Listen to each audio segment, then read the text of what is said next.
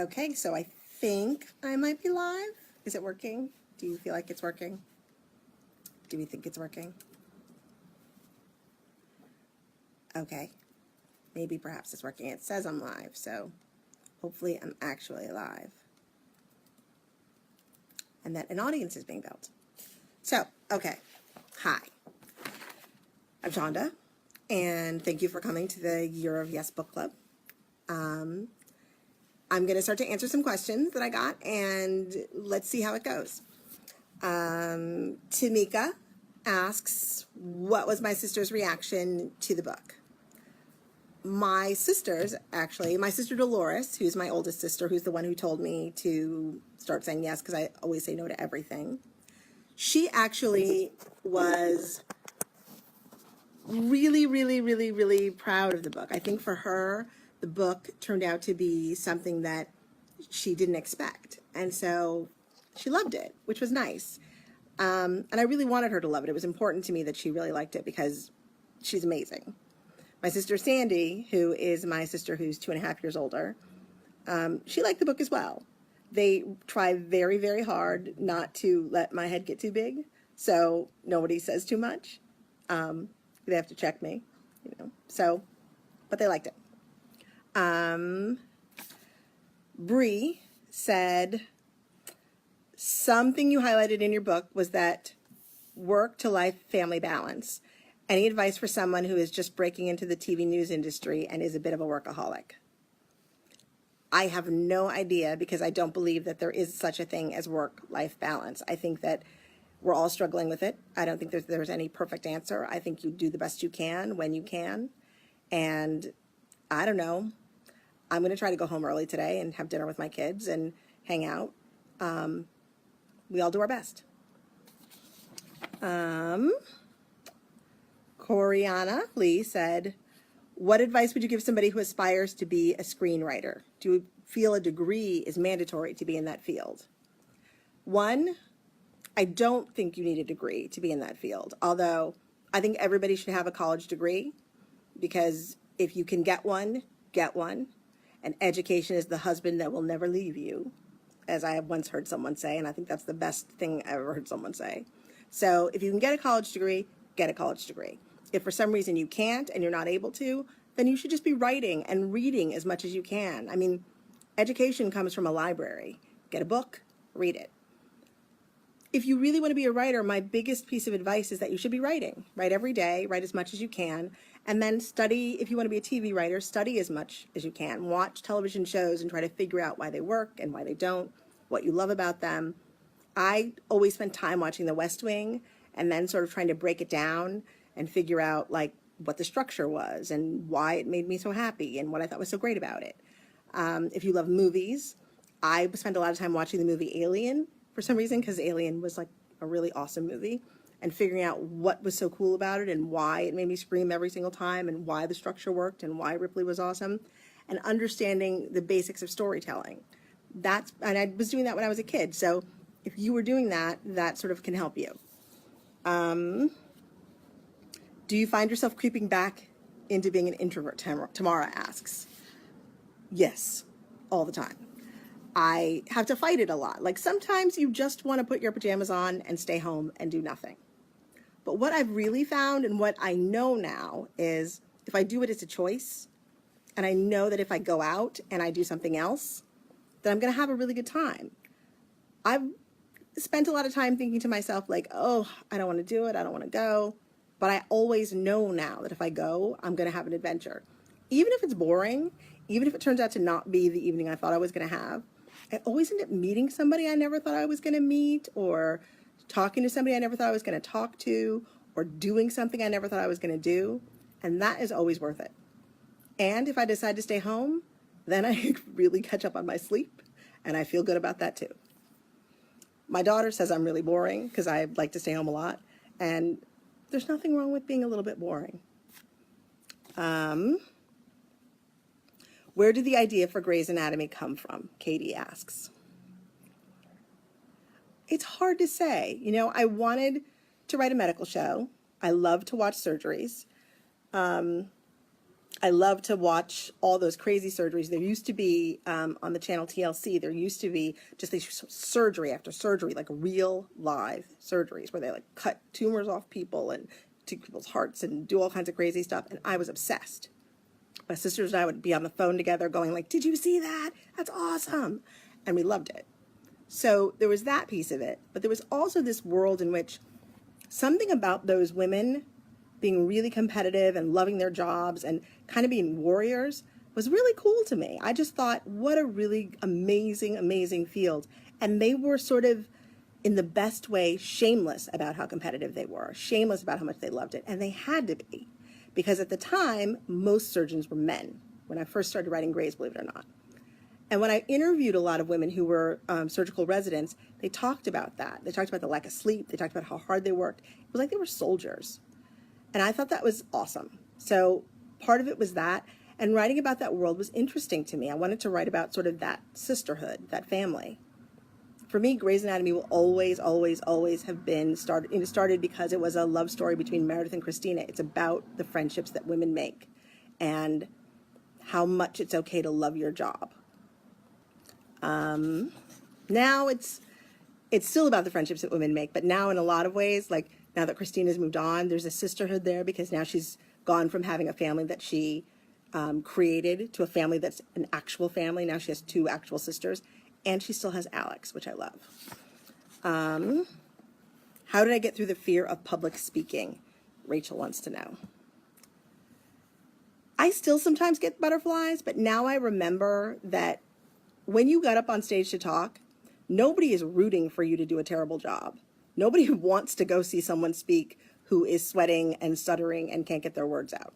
You know, nobody wants to see you freaking out. They're rooting for you to succeed. They are so happy for you. Like they're sending you so much love from the audience because they want to see something great happen. People want to be entertained. People want to have a great experience, and they want you to too, because they're cheerleaders for you when you're on stage, for anybody. Anytime you're watching someone on stage, think about it. Someone gets up to sing, someone gets up to speak. You want them to do good, you know? You don't want them to do bad. So when you remember that everybody's really wishing you well, it makes it a little bit easier. Also, just if you mess up, you mess up. Life goes on. Let's see. I can't pronounce your name right. I know I'm going to mess it up, and that's okay because everybody always calls me Chandra. So I'm going to say Modupe, which is kind of a cool name. Says, the chapter on saying yes to difficult conversations was my favorite. I struggle with that particular yes. I really can't have difficult conversations with intimidating people. Did you experience anything similar? Yes. It wasn't that I couldn't have conversations with intimidating people as much as I couldn't have difficult conversations with people that I really cared if they got hurt, or cared if their feelings were hurt, or cared if it was going to be uncomfortable. I didn't want to make anybody else feel bad. I didn't want anybody to feel emotional, and I certainly didn't want anybody to think that I was trying to be mean. It seems like I'm this very tough person at work, but in my personal life, I love my family and I love my friends, and I want people to have a good time, and I want people to be happy. And at work, I want people to be happy. So it felt really hard to have those conversations. What I learned, though, is that the stress and the strain and the pain of not having the conversations is much worse. And in a weird way, what you find out is the person on the other side who you're like avoiding having the conversation with, they kind of know. They know something's going on because you're acting weird, or you're avoiding them, or you're really tense, and they're stressed too. They're wondering what's going on, what's happening, and all that unsaid stuff does not help. All right, let's see. I got, in sharing your story with the world, how authentic is too authentic, or is there such a thing? That's from Jade.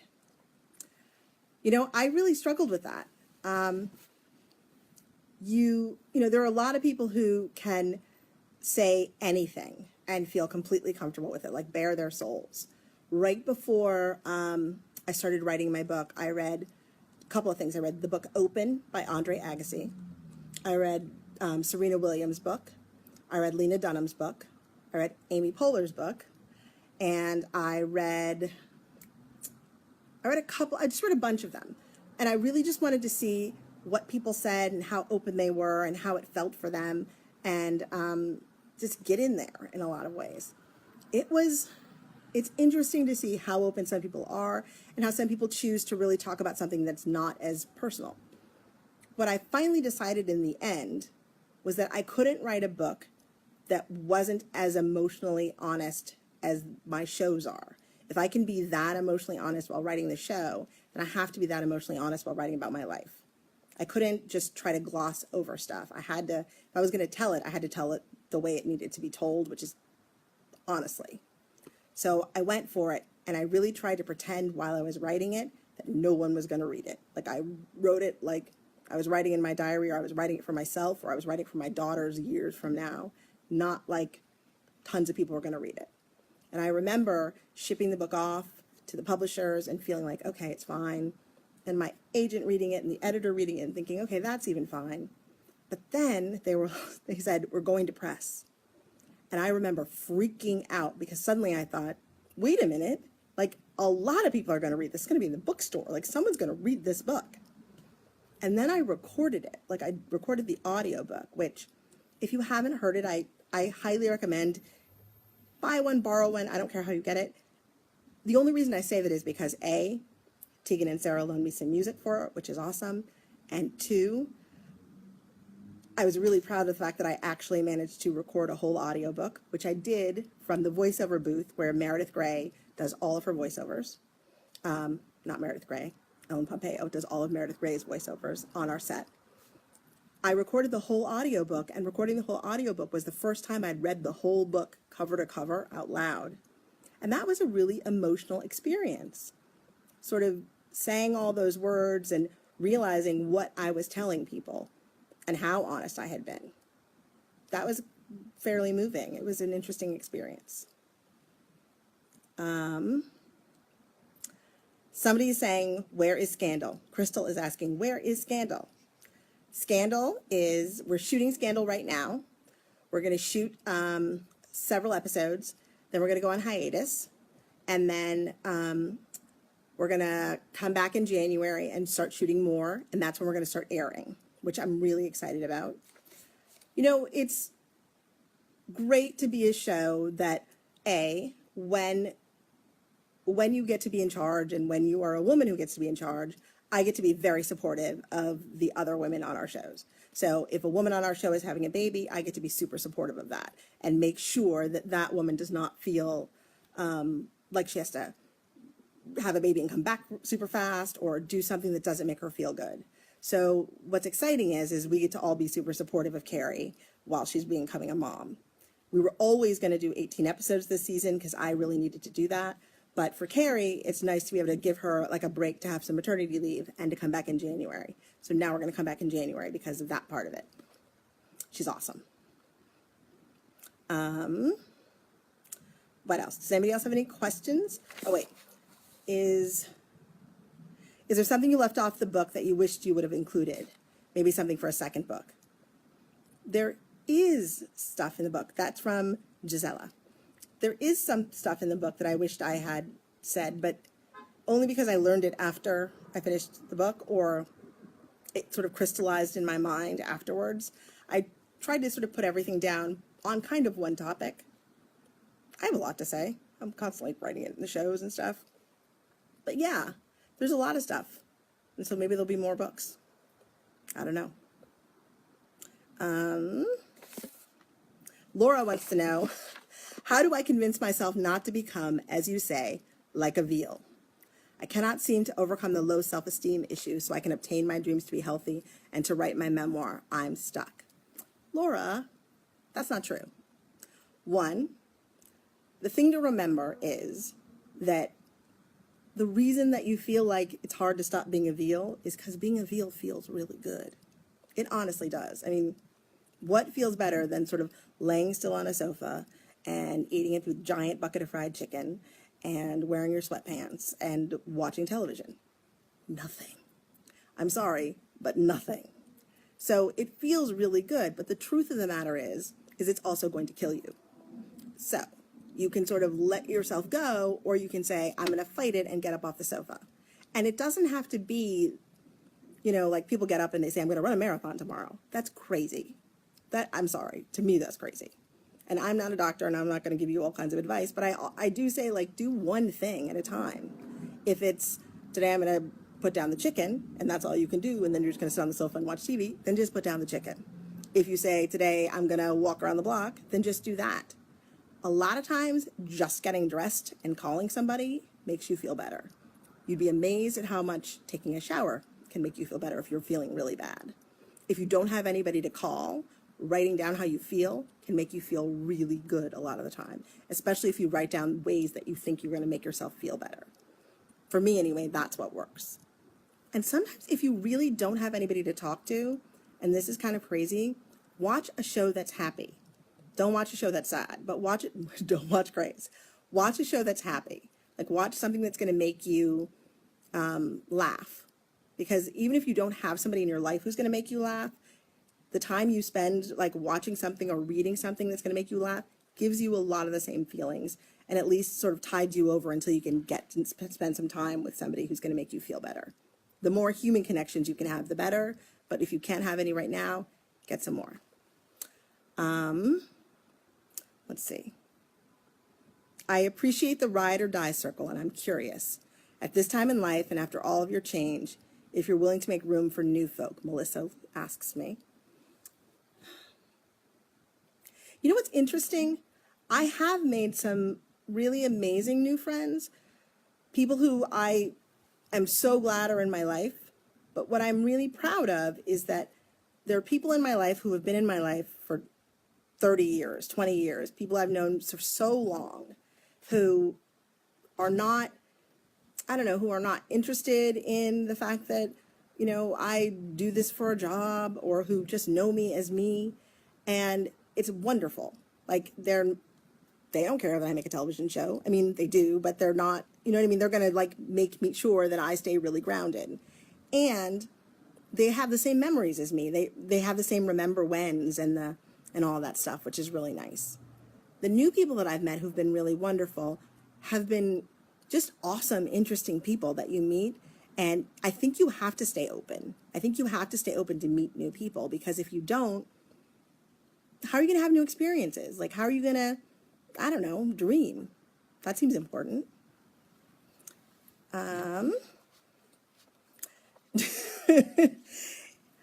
Andrea asks, do you still venture towards the chicken wings at cocktail parties? I do, and I'm still not very graceful. It's the truth. It's the way it is. I am like the least graceful person on the planet still. I tell my kids I'm a spiller, because when they spill stuff, they always are like, I'm sorry. And I'm like, nope, I'm a spiller. I spill things. If something can be spilled, I am going to spill it. Like, I don't wear white clothes for that reason. If you see me wearing white, you should just be waiting to see where the stain is. Just look for the stain on my body. Olivia Pope wears white because Olivia Pope's Olivia Pope. Gary could probably wear white all day. I cannot. Is Scandal coming back? Scandal is coming back. It's coming back in January. What's questions? Any more questions? When are you giving Sarah Ramirez her own show? Oh, I love Sada. Sada's amazing. She's one of my favorite people in the world, and she knows, and I know, that this is her home and this is her family. And I'm really glad that we got to be able to give her the break that she wanted. Anybody else? Are we out of questions? Are we done? Is that it? Why January? Somebody asks. Because I don't know if you were here earlier, but we were talking about the fact that we're having maternity leave going on, and that we're really proud and excited to be able to provide somebody with maternity leave. Somebody said, is Alex leaving? Why would Alex be leaving? Where would he be going? It's Alex. Alex is I don't think that Alex is leaving. As far as I know, Alex is not leaving. That's what I'm saying. Are you bringing back Yang? Sandra also knows Christina Yang is in my heart forever. And anytime she wants to come back, she can come back. So right now, I think she's busy doing theater, and I think she's, having times exploring other things, but she's awesome, and we talk every once in a while, and she can come back whenever she wants to. Where is Arizona? Maternity leave. People have babies, and they go on maternity leave. I mean, technically, for you, she's on maternity leave because you're watching the show, but for us, she's back at work. But in the episode that you probably watched, she's on maternity leave. How did you manage to overcome hard times, someone said. I think you just stick with it. You just grin and bear it and hope that things go well. Somebody asked, did you ever write screenplays for movies? I wrote Introducing Dorothy Dandridge for Halle Berry, which was on HBO. I wrote Crossroads, starring Britney Spears. And I wrote Princess Diaries 2. 3 movies. Right now, not writing anymore. Taking a break because I'm busy with TV. Let's see. Did you ever read through the Grey's Facebook page? No, I don't. I didn't know that Grey's specifically had a Facebook page.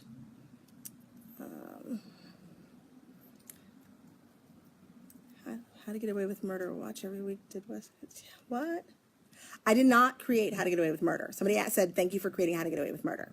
How to Get Away with Murder was created by a wonderful writer named Pete Nowak. I am an executive producer of How to Get Away with Murder.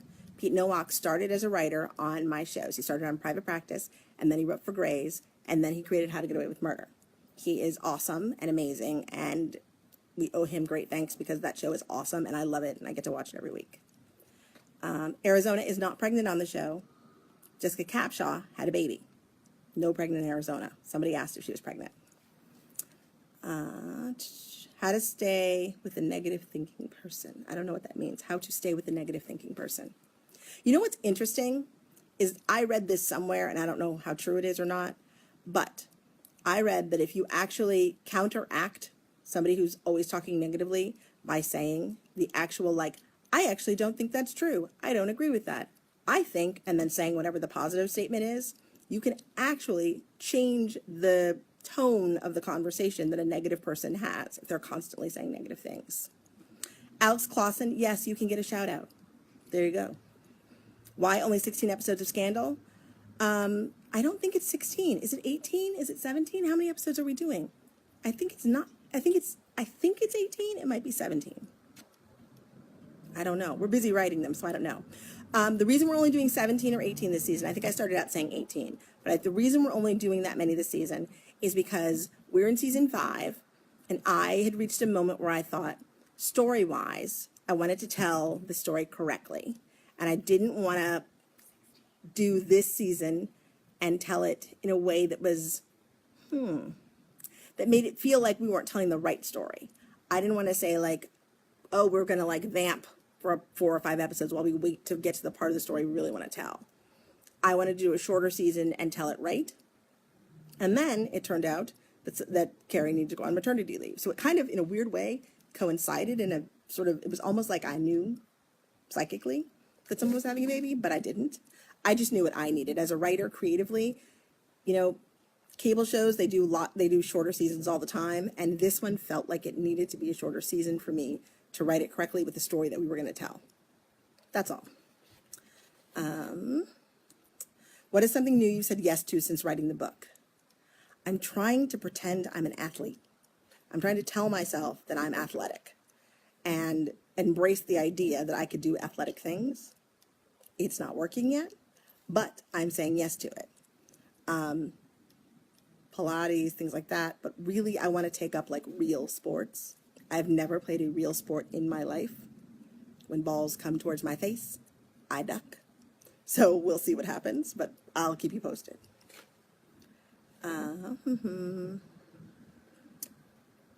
I love you too, Reagan Johnson. Where does it come from, your inspiration? I don't know. Stories just come. It's really hard to know where you get inspired. I try to really stay away from the idea that you get your stories from other stories, as opposed to spend time with the friends and family and people that you love. And when you do that, you really sort of can get inspired by life. And that's important, I think. Life is always more interesting than any fake story you can tell anyway. How do I keep my motivation up for keeping up with all I do? Tiffany wants to know. I don't know. I like my job. I like my job. I like my family. I love to write. I pretty much have promised myself that I'm only going to do the stuff that really makes me happy and that makes me feel joy. And that when I'm doing my job and I'm not feeling joy and I'm feeling tired and I'm feeling cranky, then I'm going to try to find ways to motivate myself to feel better about it, because we can't always feel excited about our job. Trust me, I know. I've had every job in the book getting to this point. So you can't always feel excited about your job. But when you don't, I try to come up with ways to make myself feel better. Usually that involves Beyonce and lots of dancing, but it helps. It makes me feel better. Did you want to be a doctor? You know, I did for about 5 to 10 minutes. I was a candy striper, which is a hospital volunteer in high school. And I did a volunteer thing then. I thought about it in college, but I'm not very good in science. But then when I got out of college, I took a year and I was working in an advertising agency. And then I came to Hollywood and I went to film school. And then the year after I graduated from film school, I was working as an assistant and I was broke. I mean really broke, like selling the CDs in my car to buy gas and things, and trying to figure out what I was going to do with my life. And I thought, I'm going to try to sell a script or something. And if I sell the script, I'll stay in Hollywood. If I don't sell the script, I'm going to go take a post-baccalaureate year and do science and go to medical school. And I had applied and I was all ready to go and I had a plan. And luckily, I sold the script and I didn't have to go become a doctor, which would have been, I really can't do science. I can imagine it, I can make it up, I can pretend it, but you don't want me cutting you open. So it's really good that that did not happen. Somebody said, black on black love, push that narrative. Ben and Bailey, Catherine and Richard. Keep watching. How often do you dance to Beyonce on set with the cast? Not very often. When you're on set, you're working. You're working hard. There is some dancing on set, but mostly I'm in the writer's room writing or in my office writing. I always say that I am the only person, if I am standing on set, I am not working. I have nothing to do on set. There's not a job for me on set but to stand there and watch and to say, good job, everybody, or I don't like that. And I don't ever want to go to set and say, I don't like that. And after I say, good job, everybody, everyone says to me, great, what are you doing here? Are you going to tell us you don't like that? So I go to say hi, and I go to cheer people on, and I go to enjoy like the performances, and I go to watch rehearsals and things. But honestly, my job is to make sure that the scripts are great, and the cuts are great, and that the actors are getting whatever they need and feeling motivated. So it's a lot about that. Is there anything you regret saying yes to? Oh, I try never to have any regrets about anything, because honestly, that's looking backwards. And you can't change that stuff, so why bother to regret it? What is your favorite track on Lemonade? I don't know that I can say that I have a favorite. I really am not sure that I can say that I have a favorite. Because I find that listening to Lemonade is a whole album experience. You have to listen to the whole thing. Which of your shows is easiest to write for? There's no easy, there's no hard. It doesn't have levels like that. Grey's is Grey's and Scandal is Scandal, and they're their own separate worlds. And so it doesn't feel like one is easy and one is hard. They're just different. And I find real joy in both of them. It's like exercising two separate parts of my brain. It's like having two different kids. You love them and they're both completely different. You couldn't pick one. My favorite song from Hamilton, that changes, almost daily. It depends on the mood that I'm in. Right now, I'm obsessed with the song Wait For It. But I'm also obsessed with the final song, which I think is just absolutely beautiful. And I always cry when she says that she raised money to build the Washington Monument. For some reason, that makes me feel very sad and then very emotional, and I don't know why. And I love the opening song because for some reason, I boogie really hard to it in the morning while I'm brushing my teeth. There you go. Do you have a writing staff? I do. There's a great writing staff. Grey's has a really big writing staff. I think there are about 15 of us. And Scandal has a much smaller writing staff. There are about 7 or 8 of us. And we have a really good time. The Scandal writing staff is very dark and twisty. And the Grey's writing staff is a little bit sunnier. And we have a really good time. Will there ever be a crossover? No. Grey's and Scandal don't exist in the same universe. In the Grey's universe, Barack Obama is president. In the Scandal universe, Fitz is president. I think if in the Grey's universe all that stuff that was going on Scandal, it'd be a much different world. I just can't imagine them living in that world. Now, maybe in the Catch they might exist in our universe. We haven't decided that yet, but in the Scandal universe. But our universe at Grey's does not exist with our universe at Scandal. What do you do for yourself to keep yourself grounded? Somebody asked. Mostly, I just remember that, I'm a person. And frankly, there is nothing special about me versus anybody else. So keeping yourself grounded is basically you got to get up, go to work, take care of your kids, eat, make sure that everybody else is fed, make sure your kids do your homework. You have to be a person. That's how you keep yourself grounded. I think that I don't know who the people are who start to think that they're, I don't know, princesses or fancy or whatever that thing is. I don't know who those people are, but I don't know. The tiara's got to be really tight on their head or something, because that sounds exhausting. Will Scandal get a musical episode? No. Scandal is not a musical episode kind of show. Izzy, come back to Grey's, please. Izzy has a job. Well, not Izzy, but Katherine Heigl has a job on another show over on CBS. So I don't think that could happen. Would you ever work with Oprah? Of course I would. It's Oprah. Hello. Grey's, let's see. Are you working on a new series? Am I personally working on a new series that I'm writing? Not at this exact moment in time, because I'm really enjoying the time I'm spending on Grey's and on Scandal, although I do have some ideas percolating in my head, and I'm trying really hard not to let myself write them, because, I don't know, I get too busy, and so I'm trying not to let myself get too busy. Will April and Jackson get back together? I can't tell you that. Do I watch any show? I watch a lot of shows. I watch Veep. I watch Underground. I watch Jessica Jones. I've seen Luke Cage, people. I don't know if I'm supposed to tell you that, but I've seen Luke Cage, and it is worth every second. I'm just saying. What else have I seen? I watch a lot of stuff. I watch Blackish. I watch, what? Game of Thrones? I'm not caught up. I'm way behind on my Game of Thrones, like way, way behind. Oh, I watched all of Stranger Things. I watched all of Daredevil because I wanted to be caught up so that I could understand everything that was happening on Luke Cage. I watch Superstore. I watch a lot of stuff. I'm into Designated Survivor right now. It just started, so I've only seen one episode, but I'm into it, and I want to know what happens, because he's been designated to survive, and did you see that? That was cool. I don't know how they do those special effects like that, because we've never had special effects like that on our show. What's up? What else? I don't know. Does anybody else have good shows they want to recommend? Let me know. Empire, obviously. I don't know what else.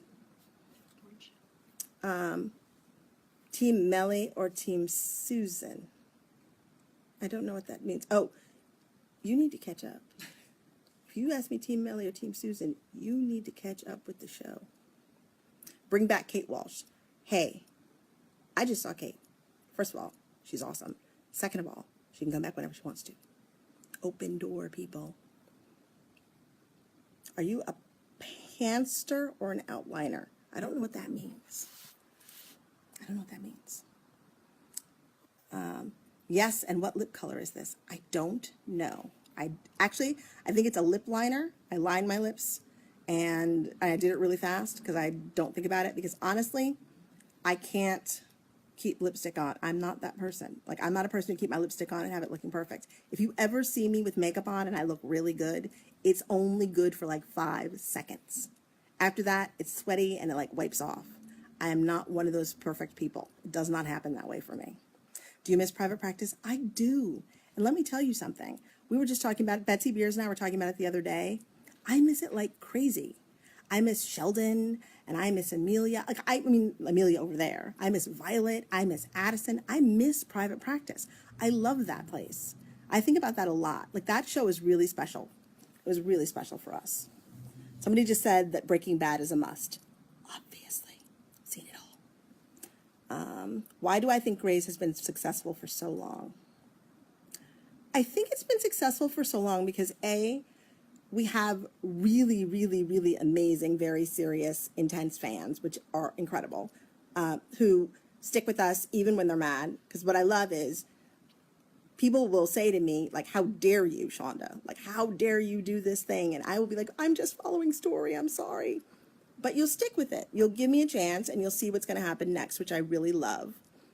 And I think the other thing that's really helped is because we've been on Netflix and all these other things and DVDs, new people have caught up with the show and discovered it, as like new generations have caught up with the show and discovered it. So when I started the show, my daughter was a newborn basically, and now she's old enough to watch the show. So it feels like whole new generations of people are discovering the show and being passionate about it, which is so, I never dreamed that would happen. I'm sorry, I never thought we would go more than 7 episodes. So the idea that we're here and we're moving towards 300 episodes, and people have been with us this whole time, it's amazing.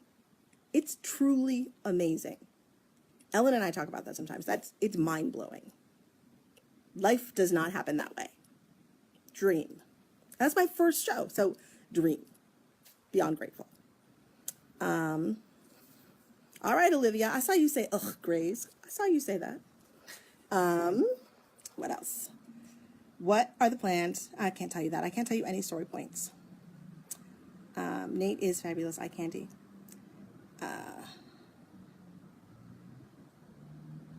Advice for writers: write very well. Yes, write well, write hard, write stories that make sense to you.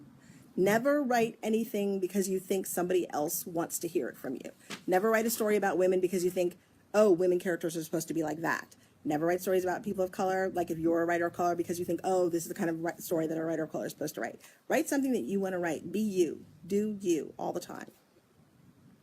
The Catch is coming back. It is definitely coming back. It's coming back in the spring too. In January. I think it is January or February. How do you know when it is time to let a show go? You know. You just know. I absolutely know.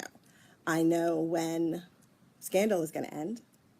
And it's good to know because you can tell the story and shape it correctly, and do it right. I know when I think finally Grey's is going to end, I think.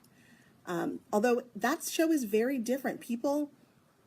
I thought that show was going to end like 7 seasons ago. I thought the show was going to end 9 seasons ago. I thought the show was going to end 10 seasons ago. So that show has been like writing a long novel that has never ended, and I think that's because of the relationship that Ellen and I have had. But Scandal and I, that's a close-ended story, and it was from the time it began. So that I know that's going to end, and that's okay. Somebody said, "What is the catch?" Get it together. Go watch it because you're going to want to be there. Let's see. Do you think you will do 3-minute short mini shows? I don't think so, but you know, that'd be awesome. You can't think about Scandal ending. I know. I think we might be done. I think I've said everything I can think of. Scandal comes back in January. The Catch comes back in, I think, right when How to Get Away with Murder ends, The Catch will start. Right now, Grey's is on the air, and Murder is on the air, and Year of Yes is out in paperback. and truly, oh, if I could give just one piece of advice to you, what would it be? Well, I mean, truly, honestly, say yes to the things that scare you and be adventurous in your own life. Don't be scared to live. You only get one. All right. Thanks, everybody. It was really good talking to you, actually. This was actually really cool. I've never done this before. This was pretty fun. Okay. Bye. I don't know how to turn it off, so I don't know if I could say bye. Somebody else. Okay. There it is. Finish.